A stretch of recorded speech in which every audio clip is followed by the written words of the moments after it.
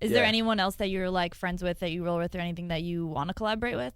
I'm not sure. No one that kind of comes to my immediate attention and all. But you know, I have working on this album had the chance to work with some really cool musicians that and get advice from some really cool musicians that I definitely admire. Like G-Love. Like G-Love, Donovan Frankenrider. Awesome. You know, those guys who work. Donovan Frankenrider was like a pro surfer from he lives out in Kauai, and he was in LA, and came in and you know lended a hand. We worked on a song together, which turned out really cool. It was like a remake of one of his tunes called "It Don't Matter." And G-Love's awesome. He taught me like some blues and stuff, and it was really cool. I was emailing a bit with John Mayer, sending him some of the songs, and getting advice and stuff from him. And he's like, when it comes to guitar playing, I think modern day, he's the best, blues guitar player of this generation. Yeah. So, any sort of chance to chat with him is just unreal. So yeah, I'm psyched. Like, yeah. How does that happen? How do you get connected with John Mayer? Who does that? Do you go to a restaurant? I went up to him at a restaurant. Really? Yeah. Because I'm a massive fan of his playing and songwriting and everything. It's just unreal. It's just awesome. And just went up to him. He was like on a date, just interrupted his date. It's like, hey man. What is that? So nervous, dude. Yeah. What is that elevator pitch to John Mayer? Dude. Yeah. So I was there with this. I was like on this like date kind of thing at like Soho House. Yeah. That place.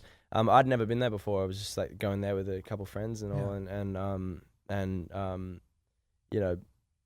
went and had dinner, and John walks in, and I immediately start internally just like imploding. What do I do? Like being like, holy shit, and just because me really getting into the guitar and everything. It's like he's someone that that I can study and all, and was in the process of that, and I'm in the process of that when he came in, and went up to him, and when I was leaving, and just like, hey man, like, can I email you like some music? Like I told him, it's my first like independent album, and I'm writing all this stuff, and I feel like you'd really sort of dig the style and everything, and he just sent back a bunch of advice and little tips and that's tweaks, and it's crazy. Cool. Super cool. Do you tell him who you are previously? Like, John, I swear I'm not just that guy who's making that album. I'm someone of something. You can give me your email and I won't stalk you. Oh yeah. No, he knew who I was, and actually was sort of like, because I did that I think the first time I ever actually started showing my playing was on Home to Mama with Justin Bieber. Great we song, did that. by the We way. did that tune, which was it's kind of mellow and sweet and stuff. But I had some riffs at the end, and Mayor was like, Cody, right? I was like, yeah. He has this certain voice that he talks in. He's like, so I was running on the treadmill the other day, and I was listening to that song you did. I couldn't help but notice you're really starting to bend the strings. You're really starting to bend the strings. And you're starting to play. And I was like, yeah, man, oh my God, thanks so much. Like, I really, really look up to you. And I'm actually working on, this sort of body of music that I feel like you'd actually really like. And he was like, yeah. So he gave me his email, and there it is. Wow. So, That's really like, cool. that's a game changer. Yeah, it was fun. And I think it's really cool for John to not be, like, in that moment, someone as incredible as John Mayer can either be awesome or can be a total butthole. He can be an asshole there.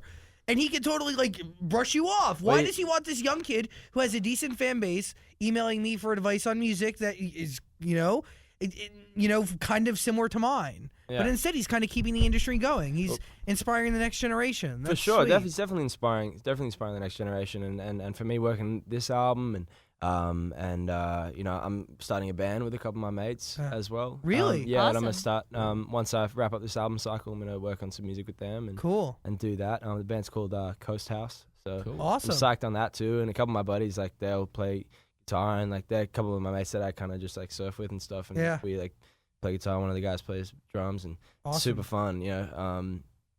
vibe. And they all kind of, you know, love all that stuff too. So it's cool to see, you know, when someone who, you know, he's what, like probably like 20 years older than me, Wow. 15, 20 years older than something me. like that.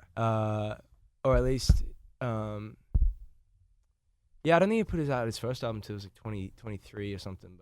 But he's, yeah, you know, cool, like sort of being accepting of people coming after him or whatever, you know. There's a lot of people who aren't like that. I mean, in every industry, our industry, there's people like that too. Yeah, or he could have easily been like, yeah, take my email or whatever. I'm not gonna, you know, I'll listen to it and probably not respond, kind of thing. But like he sent a really long email. That's back. That's so nice. And that's like, I was like, sick, you know. I'm gonna special. do that for someone one day. You know, if I reach that kind of. Dude, someone said it was a crystal meth pipe. What? That's insane. That's like some Daily Mail, something like that. That's scary.